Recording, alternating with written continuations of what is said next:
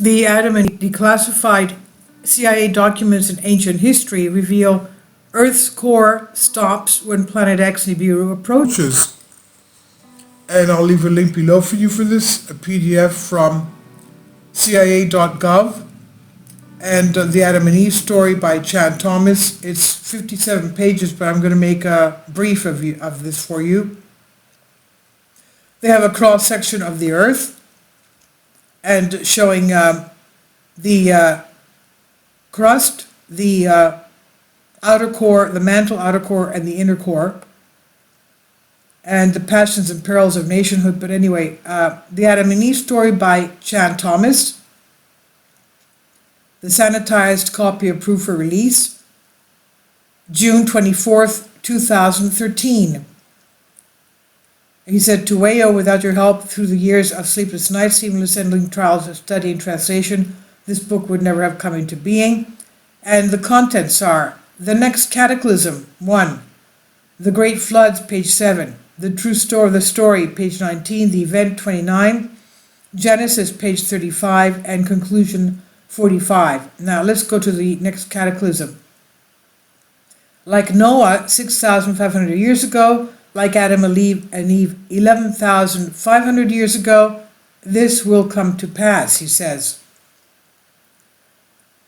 With the rubble so low as to be inaudible, growing, throbbing, then fuming into thundering roar, the earthquake starts. It is not like any earthquake in recorded history. In California, the mountains shall, like ferns in a breeze, shake, and the mighty Pacific rear back and piles into mountains of water more than 2 miles high, then starts its race eastward.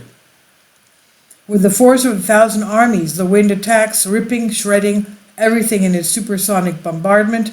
The unbelievable mountain of Pacific seawater flows the wind eastward, bringing Los Angeles, San Francisco as if they were but grains of sand. Nothing stops the relentless, overwhelming onslaught of wind and ocean. Across the continent, the 1,000-mile-per-hour wind wreaks its unholy vengeance, everywhere mercilessly, unceasingly. Every living thing is ripped into shreds like while being blown across the countryside, and the earthquake leaves no place untouched. In many places, the Earth's molten sublayer breaks through and spreads a sea of white-hot liquid fire and add to the Holocaust. Within 3 hours, a fantastic wall of water moves across the continent, burying the wind-ravaged land under 2 miles of seething water, coast to coast. In a fraction of a day, all vestiges of civilization are gone, and the great cities Los Angeles, San Francisco, Chicago, Dallas, New York are nothing but legend. Barely a stone is left where millions walked just a few hours before. A few lucky ones who managed to find shelter from the screaming wind on the lee side of Pikes Peak, which the sea of molten fire breaks through the quaking valleys below. The raging waters follow, piling higher and higher, steaming over the molten earth fire, and rising almost to their feet. Only great mountains such as this one can withstand the cataclysmic onslaught. North America is not alone in her death throes. Central America suffers the same cannonade, wind, earth fire, and inundation. South America finds the Andes not high enough to stop the cataclysmic violence, pounded out by nature in her berserk rage.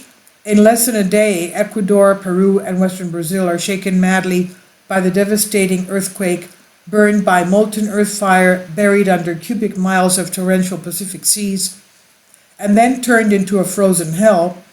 Everything freezes. Man, beast, plant, and mud are all rock hard in less than 4 hours, it says. Europe cannot escape the onslaught. The raging Atlantic piles higher and higher upon itself, following the screeching wind eastward. The Alps, the Pyrenees, the Urals, the Scandinavian mountains are shaken and heaved even higher before the wall of water strikes.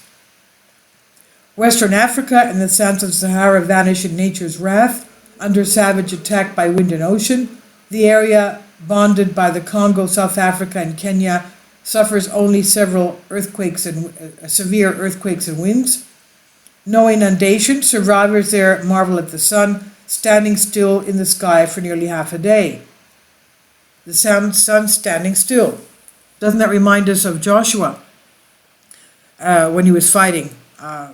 Now, eastern Siberia and the Orient suffer a strange fate indeed, as though a giant subterranean skiff sweeps away the Earth's foundations, accompanied by the wind in its screeching symphony of supersonic death and destruction.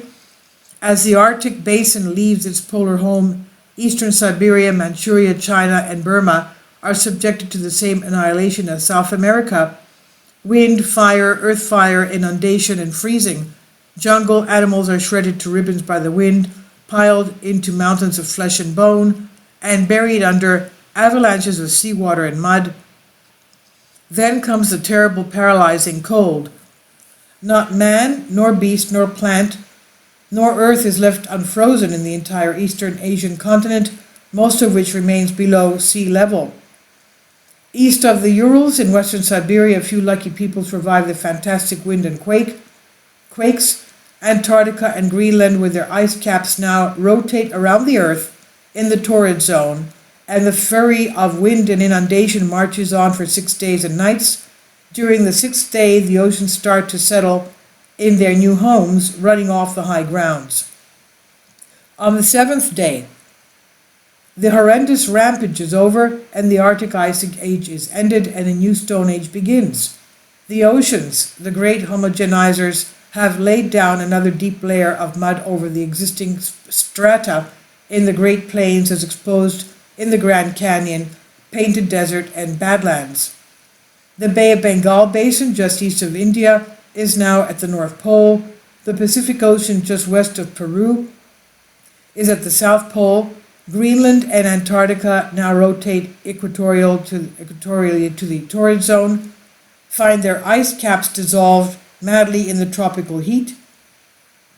Massive walls of water and ice surge towards the oceans, taking everything from mountains to plains in gushing, heaving paths, creating immense seasonal moraines. In less than 25 years, the ice caps are gone, and the oceans around the world rise over 200 feet with the newfound water. The torrid zone will be shrouded in a fog of generations from the enormous amount of moisture poured into the atmosphere by the melting ice caps. New ice caps begin to form in the new polar areas. Greenland and Antarctica emerge with verdant tropical foliage. Australia is the new unexplored continent in the North Temperate Zone, with only a few handful of survivors populating the vastness. New York lies at the bottom of the Atlantic, shattered, melted by earth fire, and covered by unbelievable amounts of mud. Of San Francisco and Los Angeles, not a trace is left. Egypt emerges from its Mediterranean inundation, new and higher, still the land of the ages. The commonplace of our time becomes a mysterious Baalbek of the new era. A new era, yes, the cataclysm has done its work well. The greatest population regulator of all does once more for man what he refuses to do for himself, and drives the pitiful few who survived into a new Stone Age. Once more, the Earth has shifted its 60-mile thick shell, with the poles moving almost at the equator in a fraction of a day. Again, the atmosphere and oceans refusing to change directions with the Earth's shell have wiped out almost all life. After this tumble, we join Noah, Adam, and Eve, Atlantis, Mu, and Olympus, and Jesus joins others. Now, the great floods, Noah, Adam, Eve, Vishnu, Osiris, what do they have in common? They represent eras, ages apart, and yet somehow they all join hands in the next cataclysm and walk with us. There are others who walk with us, men of science long forgotten. Those who first drew that these tumbles, these cataclysms, catastrophes, or revolutions of the Earth's shell have happened before countless times. J. André de Luc in 1779 and Georges Cuvier in 1812 were the foremost. Dolomieu, the famous mineralogist, joined the consensus, as did Escher and Folel and Swiss geologists. Cuvier, in his Theory of the Earth, first published in 1812, based his conclusion on the unparalleled correlative research in stratigraphy, comparative anatomy, and paleontology. At the time he wrote, every part of the Earth, every hemisphere, every continent, exhibits the same phenomena, that there has therefore been a succession of variations in the economy of organic nature. The various catastrophes which have disturbed the strata have given rise to numerous shiftings of this continental basin. It's of much importance to mark that these repeated eruptions and retreats of the sea have neither been slow nor gradual. On the contrary, most of the catastrophes which occasioned them have been sudden, and this is especially easy to be proven with regard to the last of these catastrophes. And this is what we see in the book of Genesis and the flood and Noah's flood. It happened quickly. Now, I'll just pass by all these things. After years of research, they say, yes, cataclysms do happen. And the last one happened 6,500 years ago with Noah's flood, they said. Let's go on. That was page 12. Okay, I'm going to go on to page 14. The story around the world gives a silent testimony. The Beresovka mammoth frozen in mud with buttercups in his mouth, page 15. The age of the gorges below Niagara Falls and St. Anthony's Falls, both about 6,500 years old. The sudden end of Laurentian Basin ice cap in Canada about 11,500 years ago. The uninterrupted years of evolution on the Galapagos over 11,000 years ago. The geological datings on the Murrum Bridge River Basin system in Australia show the end of the ice cap there about 11,500 years ago. The age of fossil bones taken from Wilshire Boulevard tar pits over 11,000 years ago. The sudden end of all work in the prehistoric city of Tiwanaku, Peru, 9,550 BC or 11,500 years ago. Leonard Woolley's great work in the Holy Land, dating Noah's flood at about 6,000 years ago. The end of the Wisconsin ice cap about 29,000 years ago. The sudden 200-foot rise of the oceans all over the world, 6,000 to 7,000 years ago. The sudden rise of the St. Lawrence riverbed, 6,500 years ago. The changing levels of the shoreline of the Hudson Bay. The granite blocks from the Alps sitting on the eastern slopes of the Jura Mountains at 4,000 feet above sea level. The great legendary Fraser uncovering of 8,000 separate inundation survival legends in the Malay Peninsula region. The Pejark Marsh in Australia, which shows a quick extinction of a civilization 11,500 years ago. The Piri race map showing the North Pole in the Sudan Basin. The Egyptian water lock showing agreement with the Piri race map. Granite on top of the mountain around Death Valley in California. The great stratification of the Grand Canyon, painted desert and badlands, each layer homogeneous, showing it to be deposited there suddenly by fantastic amounts of water. This is page 22. The computable age of the Antarctic and Greenland ice caps about 6,500 years ago. The present growth of the Antarctic ice cap about 293 cubic miles per year. The legends of primitive man in Tierra del Fuego at the southern tip of South America of the day the sun set in the wrong direction. Even ancient Greeks said that the sun would rise in the west and set in the east, setting in the wrong direction.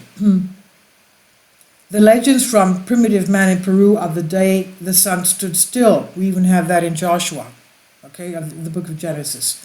The legends from Malayan and Sumatran Aborigines of the long night. The Varv earth strata counts in Renshaw, Minnesota and Hackensack, New Jersey, which agree. The prevalence of jade in the Orient, which is material heaved up from the mantle near equatorial pivot points during a tumble. I didn't know jade comes from the mantle. Okay. Jade, of course, is found in the Orient. The fantastic evidence of a burgeoning tropical population in Arctic Siberia and Alaska, completely wiped out in a fraction of a day.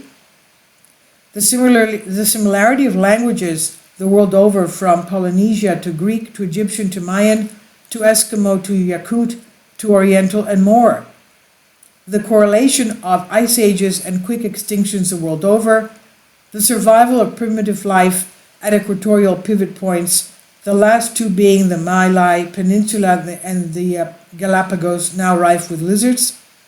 The existence of coral reef on the floor of the Arctic Ocean.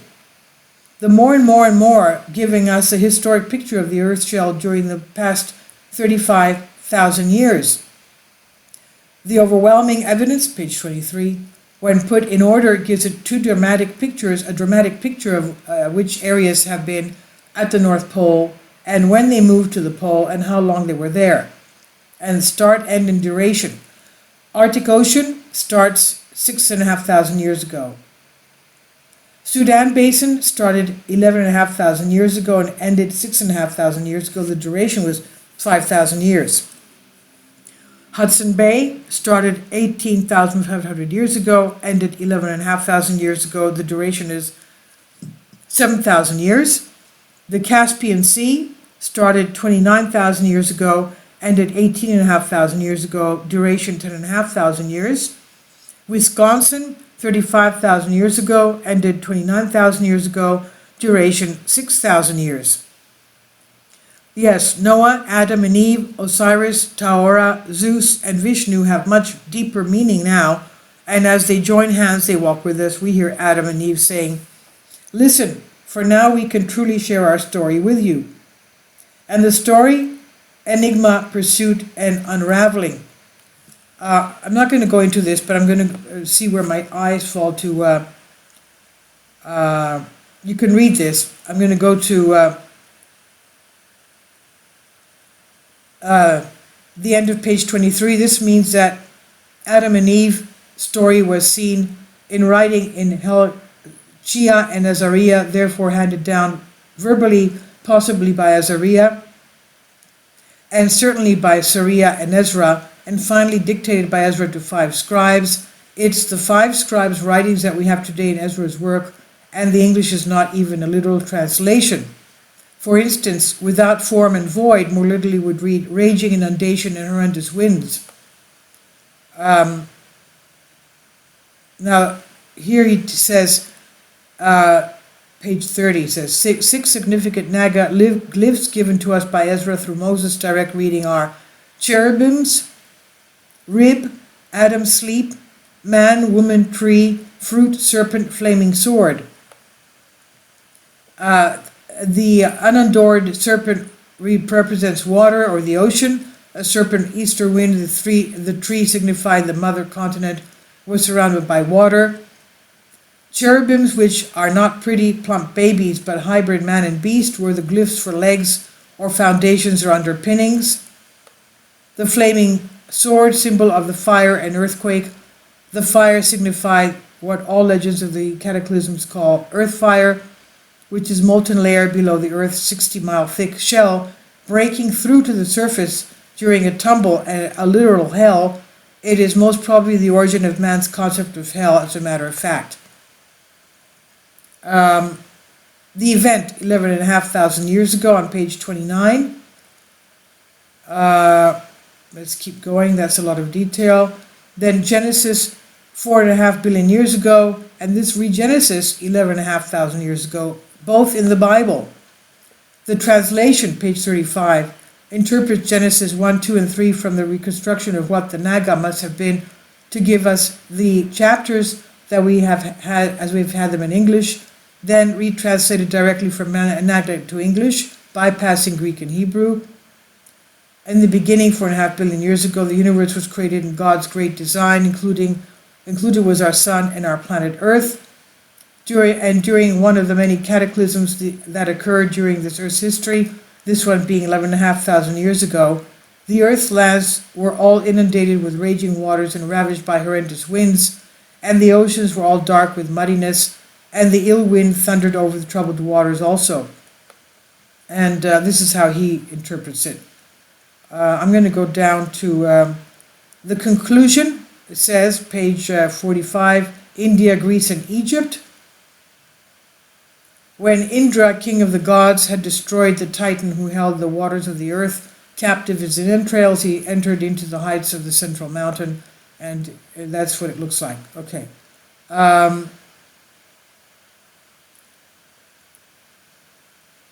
Psalm 46.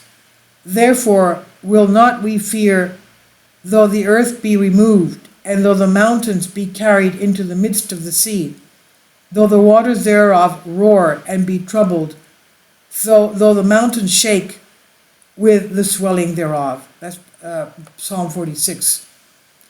And, okay, this is, and he has the credits there after that. And at the end he says, on page 57, a little bit of knowledge can be a dangerous thing, or it can be a vibrant seed giving rise to verdant forests and awakening sleeping giants. So you can read whatever part you want in this. It's 57 pages. I think there's a lot there about Moses and what he knew, and Aaron as well. As we know, Moses in the Exodus also had a very geological event happening. So this is on the CIA government PDF of the Adam and Eve story by Chan Thomas. Please leave your comments, and thank you for your support. Kindly support my Patreon account. The daily posts are 5 videos daily, and they are totally different from what I have on my YouTube channel. Thank you so much for your support, and that you find all my content so interesting. You'll find the Patreon account details in the description box below.